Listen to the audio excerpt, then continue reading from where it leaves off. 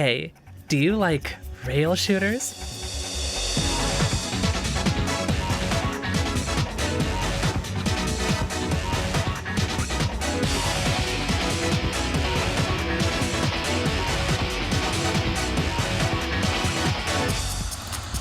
So, I like rail shooters, like a lot. Typically, they focus on intuitive mechanics for fast and responsive gameplay, followed by heavy set pieces. This isn't like modern affairs, where the intent is to just see everything and throw it away. These titles have their lineage from the arcades, and their design reflects that. Rail shooters typically focus on mastery through scoring and survival, seeing a set piece is a reward for skill rather than a default. This makes these games extremely replayable, and it's absolutely the intent. Sin and Punishment is one of these, and it's really good. It's really fascinating and constantly drives itself to be the epitome of cool, but maybe setting a bit of a foundation would be good so we're both on the same page somewhat, yeah? So, the dev for this game was a little peculiar. It was developed by Treasure, you know, these guys.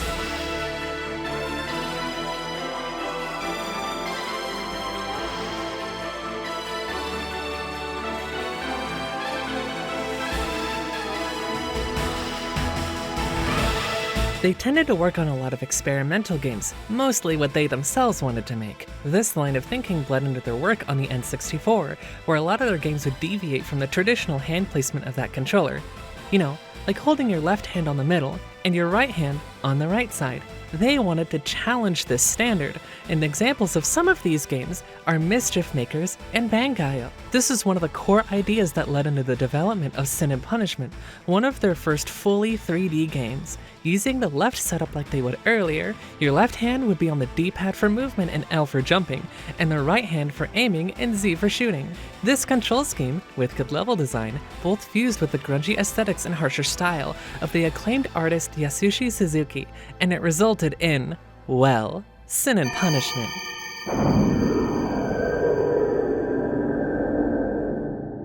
So, this game's a rail shooter, right? Very arcadey, focusing on mastery and huge replayability. This is a huge part of the genre, and in the case of Sin and Punishment, it's this in combination with getting good enough to survive its higher difficulties. The game knows this too. Its initial difficulty on the first boot is easy in both Japanese and, much later, English patches and release. Despite this game's English voice acting, the game did not release in Europe or the US. So naturally, when I initially went to play, I was using the JP version to set the groundwork and to see how import-friendly the game really was. Easy and Nomaru, huh?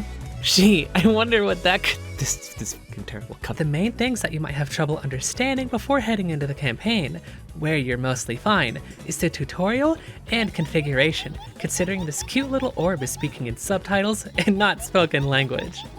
You won't misunderstand the intro. Take a look at this. Archie, hurry! Eva's Archie.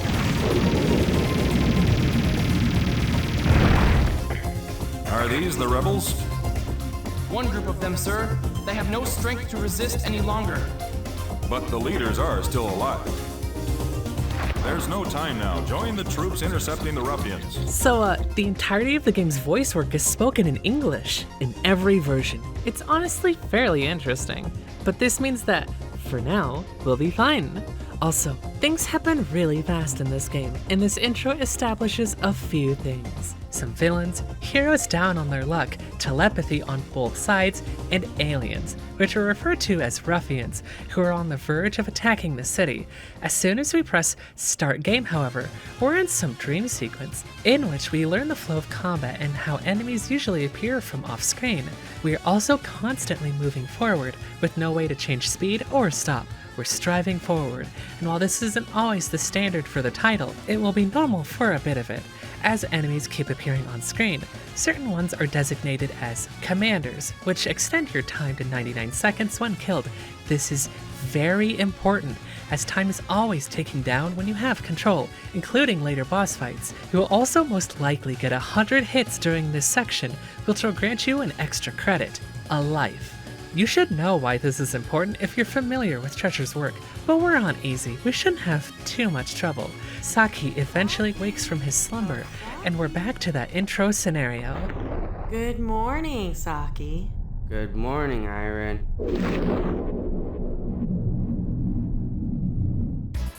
Let's go! Saki hardly needs introduction to start killing cops. Why did I write this? This game is so rad. The way firing every bullet has this light streaming across your character, standing so nonchalantly, flicking back missiles like it's nothing. The game is designed to make you feel cool.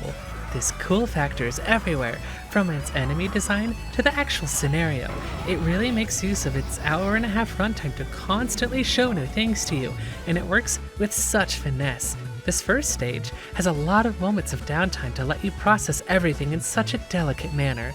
As a result, you might not realize that you have a melee attack, a dodge roll, and the ability to hit missiles and other slow projectiles back at enemies for a massive counterattack. These are really important to mastery and your own safety.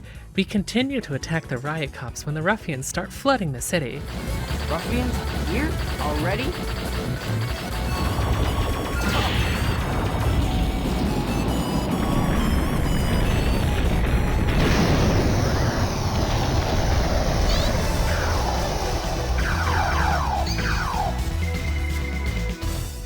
That's a good victory theme, alright. There! That should get the elevator moving.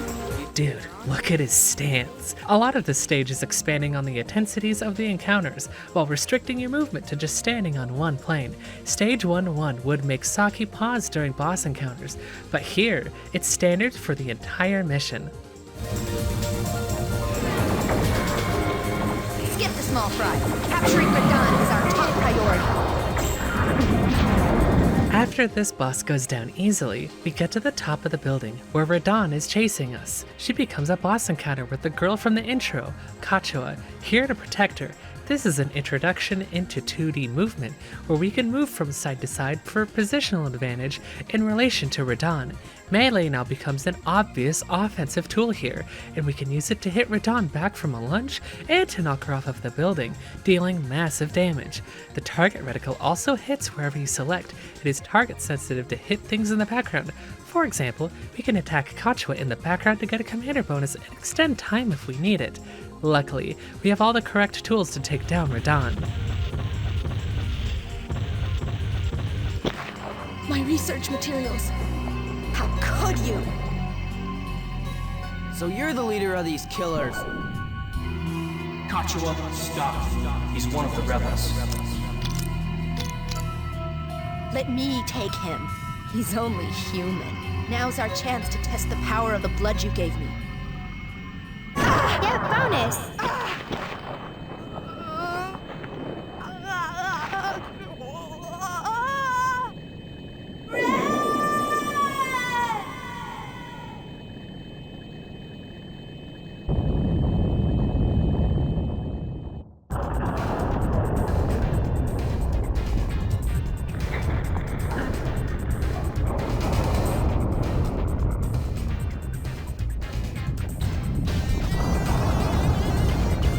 Okay, Saki, show me what you've got.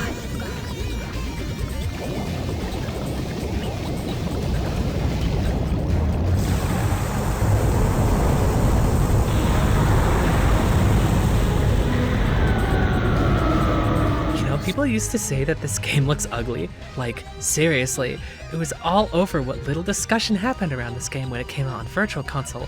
It's so absurd. If there's a single moment that defines sin and punishment, it's this critical cinematic and up-and-coming boss fight. It's what everyone posts about for a reason. The sudden and shocking transformation of both fighters into huge beasts, with Kachua's mechanical arm being unfinished in her current form. The scenario, the scale, it's a spectacle. As Saki motions to fight his opponent, we come to realize that the game controls exactly the same, just with different visual flair, and it is flair. Tell me how this dash isn't the sickest thing next to a phase shift from Zone of the Enders 2. Anyway, the fight specifically has 3 phases, with the whole thing being pretty chill and learnable. The blood wave attack that happens right after phase 1 and during phase 2 is trouble though. I couldn't figure out how to dodge it as of yet. She goes down pretty easily after phase 2. 3 is more of a desperation attack than anything. Okay, so from here on out, I'm going to assume you've left to play the game, or you've already played it, so I'm not going to go into every detail and show all the cutscenes. You should play it. It categorically owns. In a character switch, Iron is hunting down Brad, the other telepath. There are a few interesting encounters on the way to him that I want to showcase. Leda is the first boss of note, changing the perspective in a cool way. Around the cylinder frame, there are these floating bombs that you can use to attack Leda pretty freely. She'll then hop from pillar to pillar, where you can melee her until she flees. This gap between her running and the next boss, and this hallway, is of note, because it's weirdly empty. The encounter afterwards has interesting design, but it goes down pretty easily. As Achi is being taken away, you're given a task of attacking this boss ruffian and also maintaining your positioning. This is the first difficult part of the game, I'd argue. It's a lot to keep track of, especially in the moment. One thing that helps a lot is a mechanic I've neglected to mention, and it's auto-lock targeting. When you press A, your cursor will lock to a target and stick to it. It's pretty useful here, for a time at least. If it goes off screen via a pillar getting in the way, it breaks the lock. So I found just using unlocked targeting better.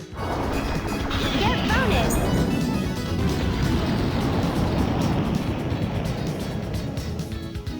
You could have just teleported, Frank. Idiots! Don't you realize how dangerous teleporting is? Brad's fight rules. He uses the same target reticle that you do, and it makes clear what he is targeting, and it adds to the multitasking that this fight requires. He has regular bursts, a charge attack, and later melee, which is more than we have. It is interesting that the sequel has this exact same moveset for the player character, but that's an aside. Once Leda explodes, he goes in for a melee strike, and you can kind of just mash through it and it works. Dying through the window is pretty funny. 2-2 is basically LA Machineguns. You're on a platform and you destroy boats and it's rad. There are multiple instances where missiles are being fired at you, and you can bounce them back to efficiently destroy everything, then killing the turrets last. The auto-lock is really useful for securing infantry kills, because they only require one bullet and they're hard to hit. You fight a few bosses and face Brad again, where his death doesn't signify the end of the stage. A huge weapons platform comes in to shoot down Saki, and we take it out and that ends the stage. I think it's pretty interesting. You would think that the stage would end with taking out Brad, who's been the primary antagonist for the game so far, but that's not what this level is about. It ends with defending Saki, because that's what it's about. Chapter 2 is about protecting Saki. Get bonus!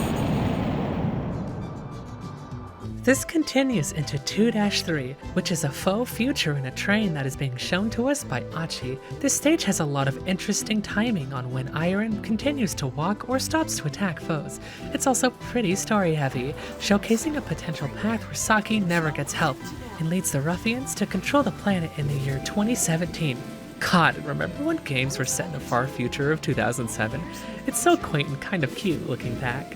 There's also this child with us, Issa, who is a potential child of Saki and Iron. He kinda just follows Iron around. Most of the encounters go down pretty easily. The final one looks cool and flashy, but it dies plenty fast. Don't go having a child. This is no future for children. You're wrong. Issa will live in a different future. Somewhere there's a future where I am your wife, Issa is your son, and you are human. What do you think of your mom? Mommy's scary, but Mommy's nice. Issa loves you, Mommy. And I love you, Issa. That's why I know we'll see each other again.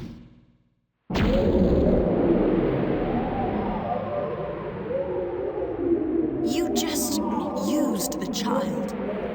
You mean the telepathic girl who knew and wanted this destruction to happen for a prophecy is the reason why Brad's faction exists and manipulated Iron using the form of a kid? You're telling me she's a bad guy?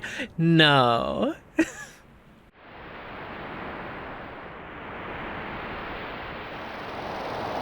Ruffians?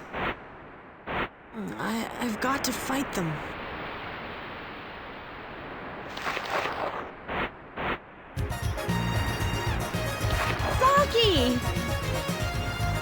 Good morning, Iron. I think it's so cute how it's reverse of the beginning, where Iron woke Saki.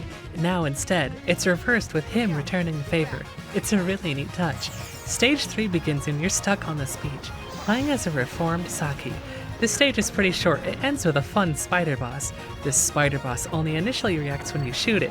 It kinda just chills like a regular spider. I'm gonna stop saying spiders, because they're spiders, and I hate spiders. So, this next part is a little hard to notice. They mention that this is Ruffian Central, and when Iron gets kidnapped, Saki immediately springs into action. I think it's meant to imply that he heads for the core of the Ruffians to try and rescue Iron from Achi, because he just kinda starts moving. This stage is much different, as its first half consists of the side-scrolling section where you dictate flow. You still have a time limit, so you need to move, but it's so interesting. Almost befuddling considering it's the final stage. Its difficulty is on point though. It's the first stage I had trouble with on this easy run. Still manageable, but it has some bite. It shifts from this chase sequence into an on-rail section, where it becomes clear that we are in what is essentially a nest. There are eggs and everything, and before long, we get to Achi.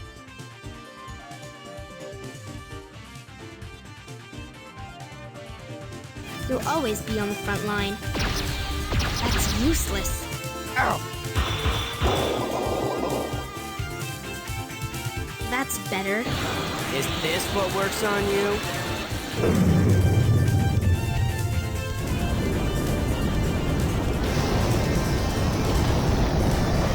This game is so sick. Can you hold on to my heart?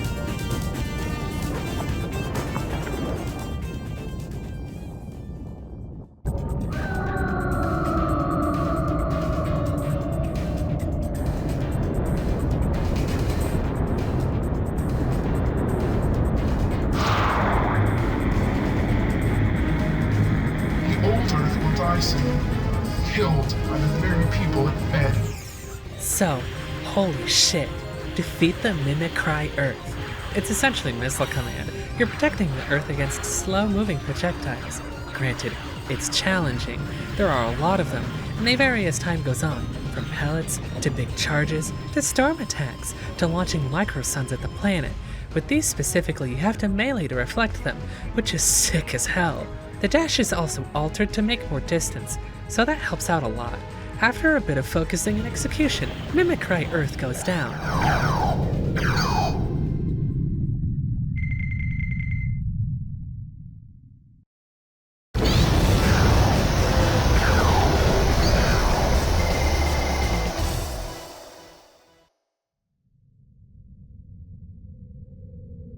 The old Earth will die soon.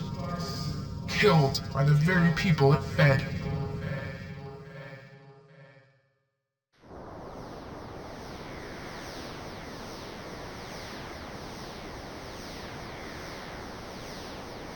Where's Achi? She's gone, but she dragged us into it right up to the end.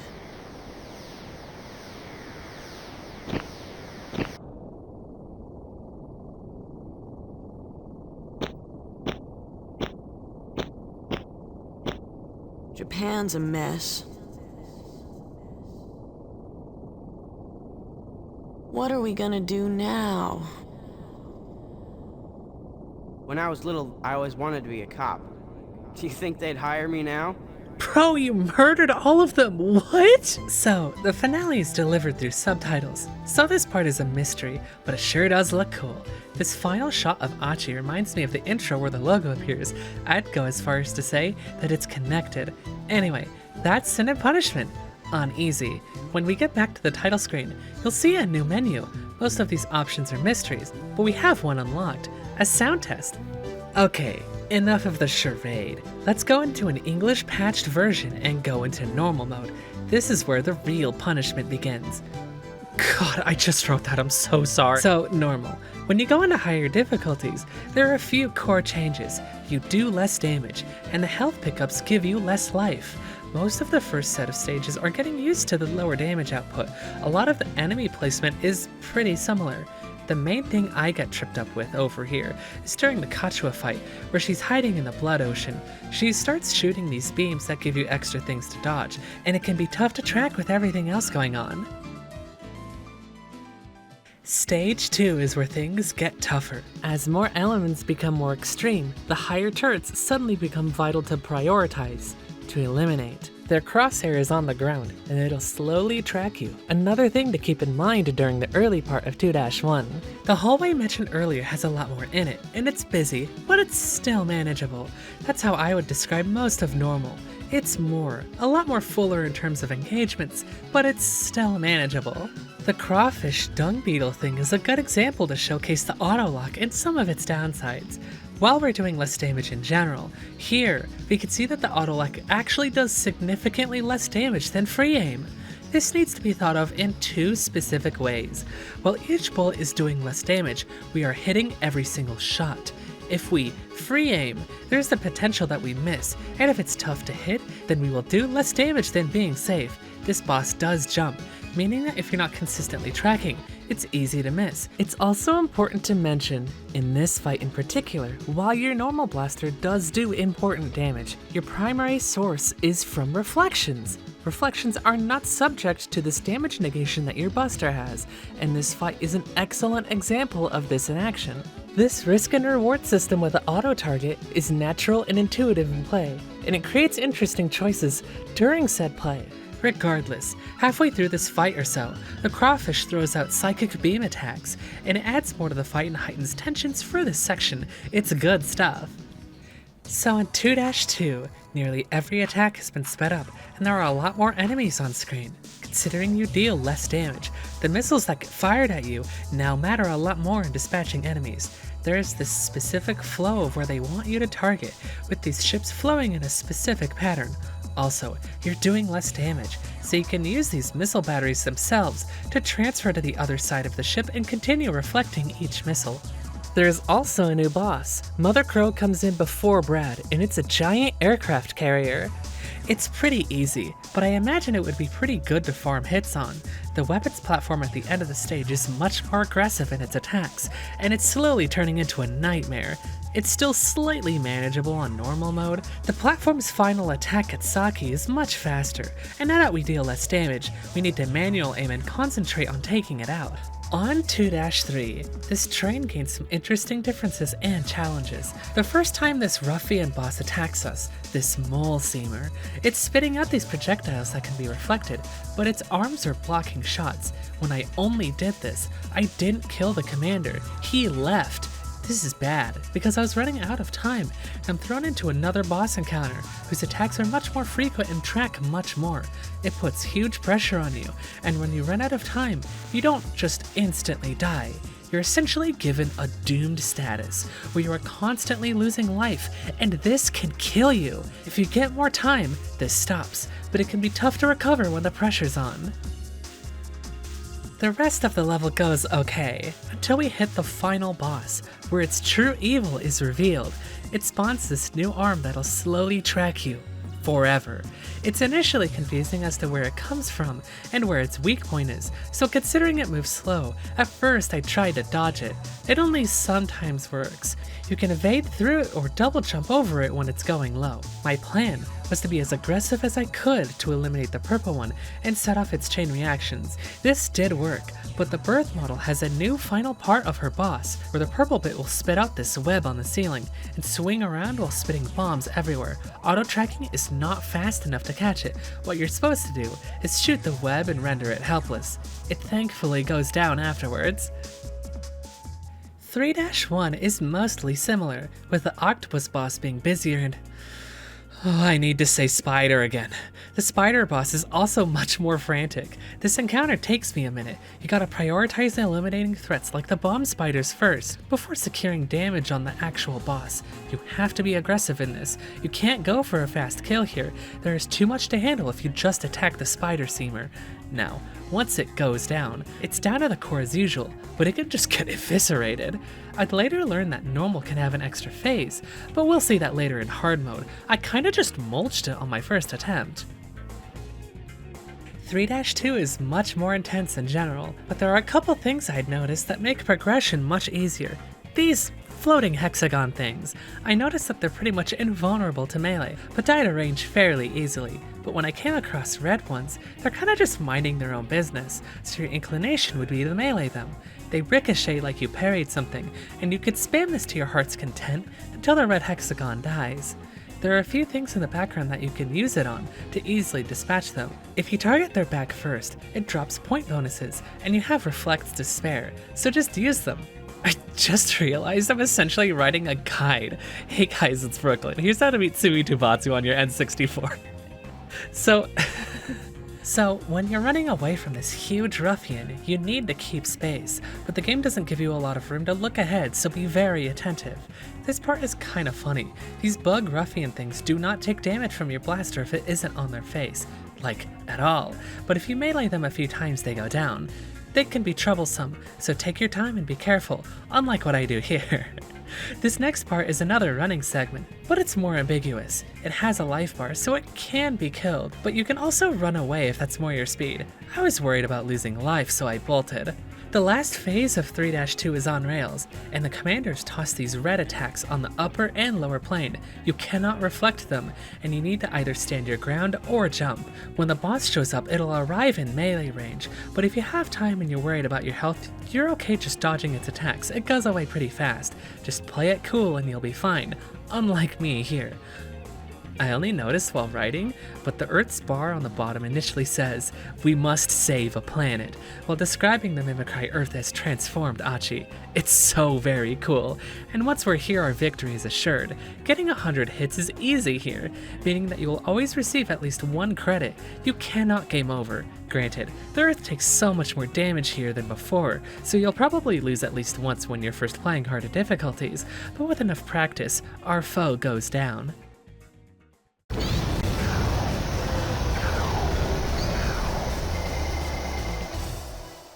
Normal mode done! The experience is a lot more full here, and oh, we can read the credits! So Achi is really worried about some existential threat that she needs to combat. She laments that she can't do anything without Brad and Saki. She wonders if they know about the potential child that could carry on Saki's legacy. She makes a declarative statement that a new form of life is beginning, and how they will eventually bring down this enemy that calls themselves gods. It will come to an end, she says, disappearing into the light of space. The second half of this cutscene is Saki walking from Hokkaido to Honshu in ruffian form, with Iron inside him stabilizing his heart. They mull over the long journey, but walk it together. Iron asks Saki what his plans are, and talks about Achi's vision of ruffians taking over the planet. Saki swears that as long as Iron is with him, that will never happen.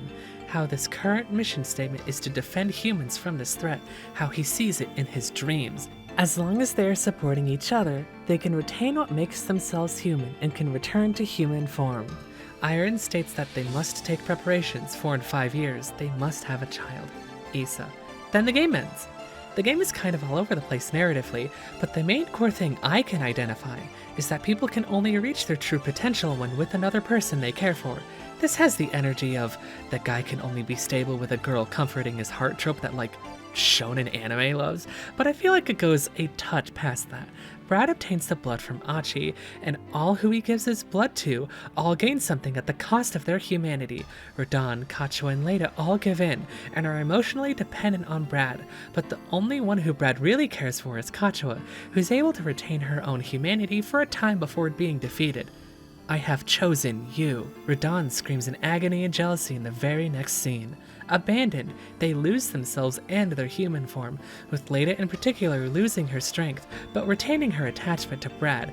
Brad ignores her on nearly every instance, with him only paying attention to her in her defense, and addressing her right before his own boss fight, only to muse on his own thoughts. Saki only regains his thoughts and humanity when Iron goes within him to calm his heart, someone who Saki already had a connection with.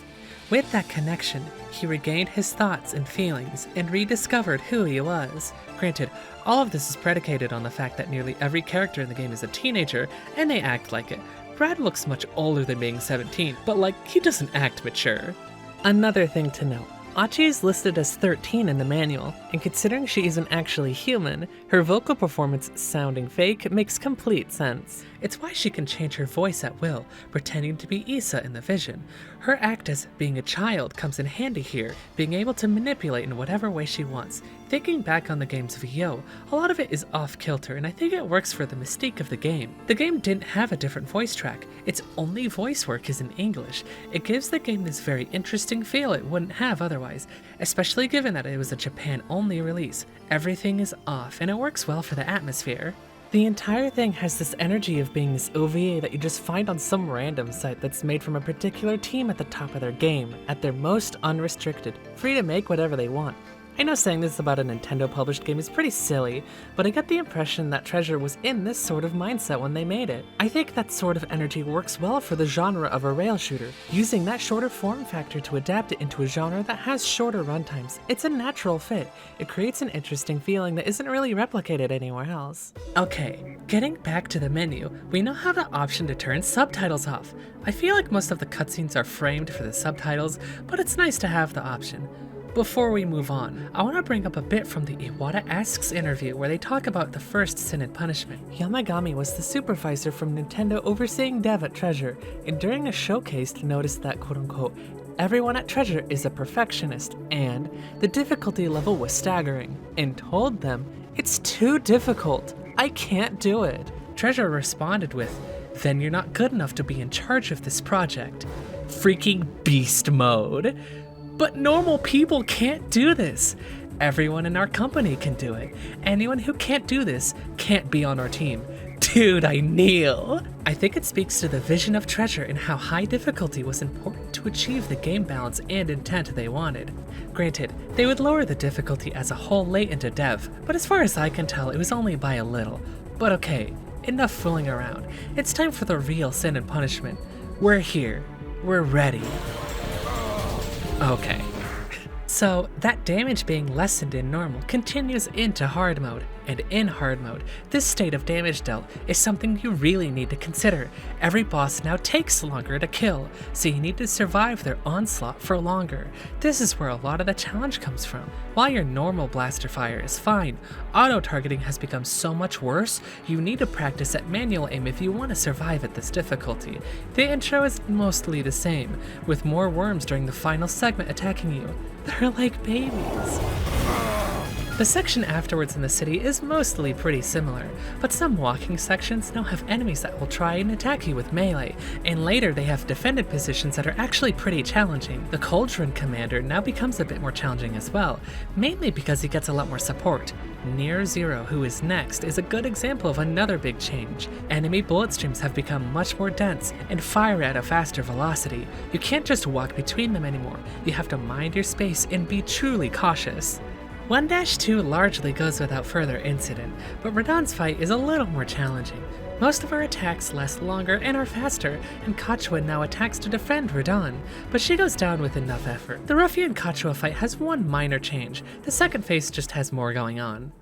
Stage 2 is where shit becomes evil.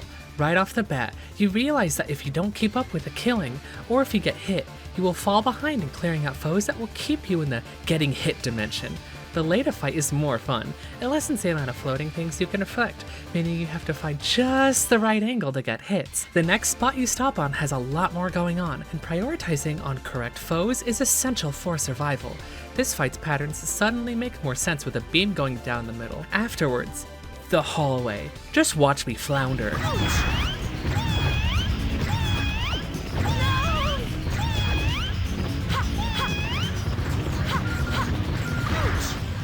This happens over and over and over. The worst part is that you absolutely need life here. The next thing is the boss that was a chump suddenly turned into a monster. So, the way this boss works is you need to destroy 3 of its legs before one of them recovers, so it can fall and go into its vulnerable state. This is tricky though, because when a leg gets destroyed, a bomb falls in front of it and detonates, so you need to put yourself in danger in order to attack, and if you try to melee it, it doesn't reflect and wastes your time, and as a result the boss can revive its legs. Jumping is your best bet here, and targeting fast is required. Once you have the flow of the leg crushing, the boss thankfully goes down. The crawfish guy has less bridges to walk on, but it thankfully still gives you health pickups, like usual, so it's not too troublesome. The Brad fight isn't too bad either. Leda is just faster, so you need to keep on top of her. 2-2. This stage is an absolute nightmare. So, every turret now has faster patterns, with more intensity, making them always hard to dodge, and a huge threat. Also, when the ruffians fly up to meet you, They either shoot their wide pattern or they land. When they land, they can stun you and get a free hit. Anticipating them landing is the main way for dealing with them. The next boss is... So these blue lasers will track you very consistently. Focusing on the kill is important here. Its second phase is much more chill, thankfully. Afterwards, this boat drops these bombs that I couldn't figure out how to dodge for the longest time. It's such a nightmare. The commander that was a joke is now a real threat. Its purple shots are ambiguous, but when they're on your plane, you need to either jump or stand your ground. Next it does a rush in, and I get owned, but you can dodge out of the way and punish with a couple melee strikes. It will go away after 3 phases, but you probably want the time from killing the commander. I never mastered this encounter. Afterwards, you run into a few turret phases where you can extend time, and if you haven't died as of yet, you need those pickups to survive. It's pretty manageable, and afterwards, it's another boss encounter. The bullets are pretty simple stuff, but you can avoid most of it by jumping. After its blast, you can go in between its legs and get melee strikes off for good damage. Afterwards is the toughest turret section, mainly because of its angle. The patterns are tough, going back and forth with vigorous evil. Afterwards it's Mother Crow, and that one is pretty manageable, and even though Brad has extra attacks, the amount of missiles ensures his fast demise. The weapons platform is the hardest part in the entire game. No question. Complete and utter destruction to me. This first attack is super hard to dodge. You can only make it easier by having very aggressive cursor placement. The platform has new weapons and more blue lasers that track you. The back part has more lasers, in turn making the former safe areas more dangerous. It dies fast to missiles, and it fires a lot of them. The underside has constant blue lasers that are refreshing, and there are a lot of them, so they're shifting downwards, and you need to constantly track them, so you might assume good for auto-targeting, when this isn't the case. It simply isn't good enough at killing them in time to mitigate the danger. Nightmare, nightmare. Past this is the final stretch, and you dodge a lot of lasers and... Oh no.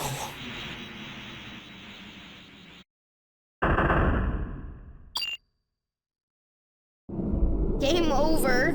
Girl, she chuckles at you. That's actually so funny. So the last checkpoint is before the blue lasers, meaning you have to do that and the laser corridor to win. It all does so much damage. It's such an obstacle. I'm not playing with save states. That isn't true strength. So it's back to the beginning. We will get better. Next attempt, I realize I need as many credits as possible. We get these by getting 100 hits. So, we need to maximize kills. The beginning of the game is the perfect place to get a huge head start in getting credits, and there are a lot of background enemies that all equally count to our hit count. So what do? We prioritize destroying the background enemies before killing bosses, but we don't want to lose out on time either. We need to find the right balance for each and every boss. Granted, some bosses are more dangerous than others, so some are good to just get out of the way and quick kill. But this is part of the balance, and it sets in your mind the ideal of playing for score. It's incentivized through its difficulty that you naturally learn how to play for score. It's genius game design. I don't dedicate myself to this at this point, but I am getting better. My first death in my second run was after the hallway and at the anemone boss, a huge improvement over the first attempt. It was a decent 8 million score at 797 hits. Surviving up until this point means that we have 12 credits to work with, if only I didn't lose 4 of them on the rest of this stage. And then 2-2 continues to be the nightmare that it was last time, where I lost in exactly the same place I did last time by dying over and over and over. Ouch!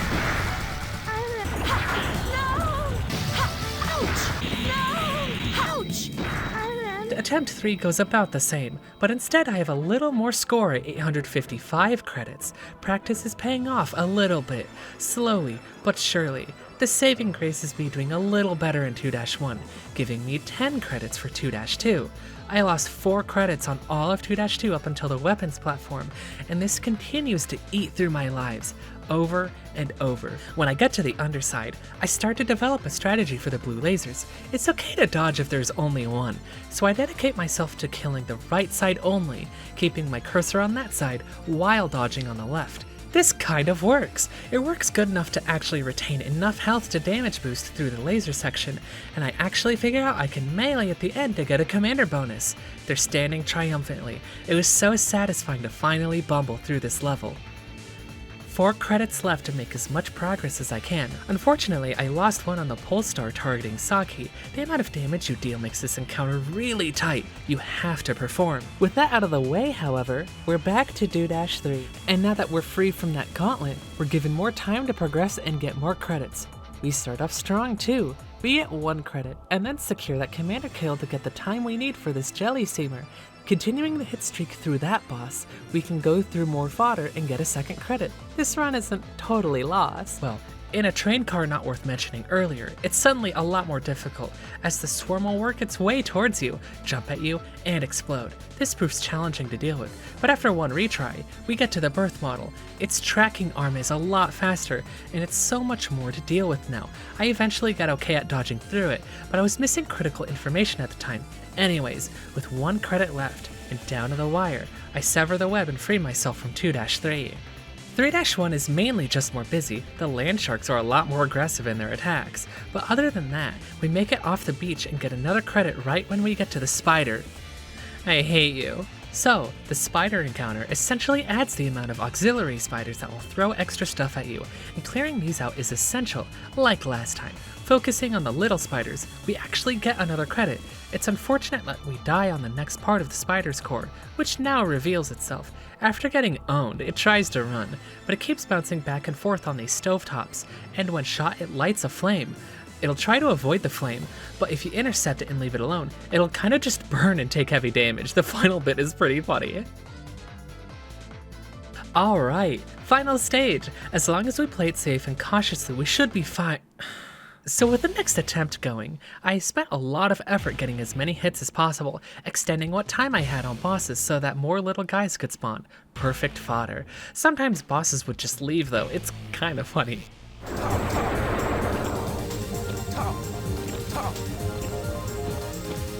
I get to the exact same area from before when I died, but this time I had 928 hits, so 1 more credit than last time.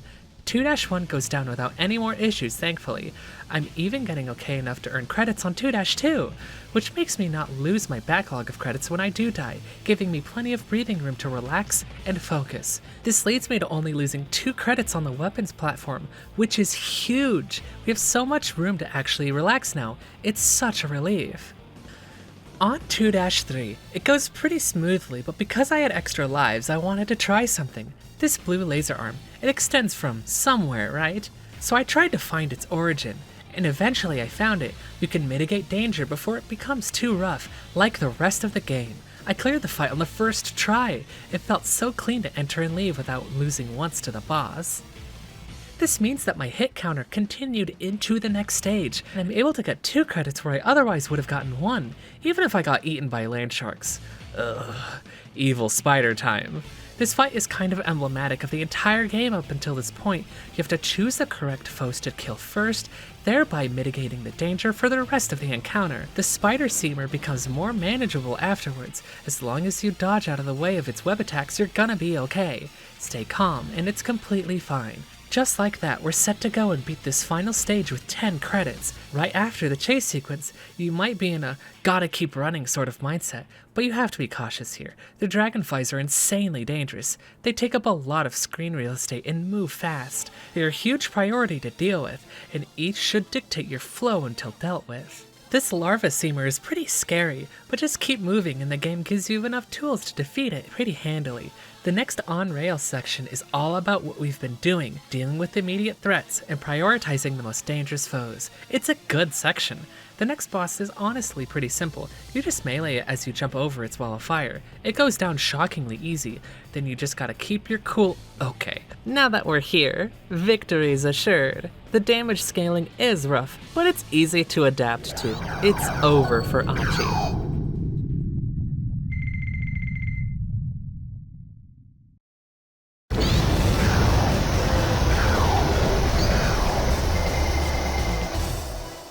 I love this game so much, man.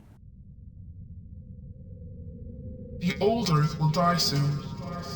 killed by the very people it fed. Game done. Well, almost. Hard mode is done, but there's one more thing that we can do that we just unlocked. It's a turbo mode? So this game has a frame rate cap of 30 FPS, right? So the game's internal logic is tied to this number. So turbo is just unlocking the frame rate and pushing it to 60, and frame skip is basically the game trying not to slow its logic when its frame rate dips by skipping frames. So let's turn both of them off and see what happens. It's so good. Any game that lets its characters talk over each other or has dialogue cut off has gotta be an all-time classic.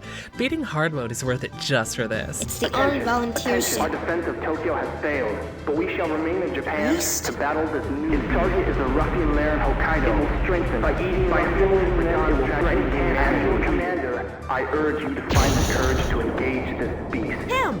So he's their commander.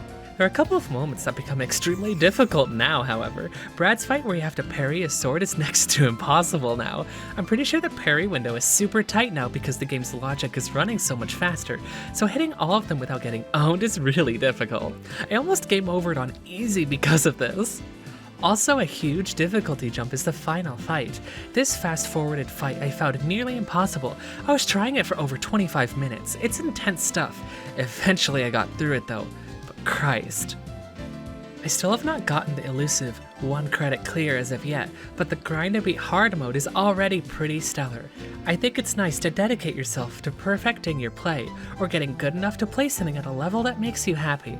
A lot of people tend to view games as this one and done sort of deal, where it's like, I consumed the game, now I can move on. Some games are designed like this, but I think it's really nice to dedicate yourself to something you love, and to try and master something that's worth mastering. Some games, like most of Treasure's work, are built around this idea. Sure, you might be playing the same thing over and over again, but it becomes fresh. You begin to remember every facet. You start to understand it, and with that, you can begin to recognize why you love it in the first place. Moving on is important, but this isn't just replay value to put on a box. It's asking you to understand it through seeing every part of it multiple times, and I think that's beautiful. Sin and Punishment isn't the best rail shooter ever made. Hell, it isn't even the best one on the system, but I think it's criminally underdiscovered and underrated.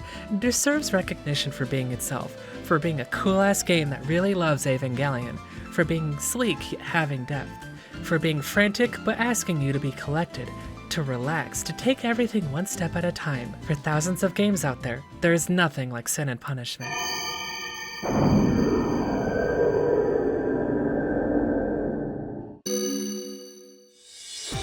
Oh my god, it's already been 9 months? So thank you a lot for watching this video. It means a lot that people are tuning in even after all this time has passed. In my 5th gen video, I had people at the end respond to a question I had asked them for the 1-year anniversary of the game going down, and I want to thank everyone who participated in that. It really meant a lot to me. And thank you for watching all of those videos so much. Most of those videos are over a year old and they still get views. It astounds me, so thank you. Do all that liking, commenting, and subscribing that YouTube likes. And I'll see you later. I'll be back soon. Very soon.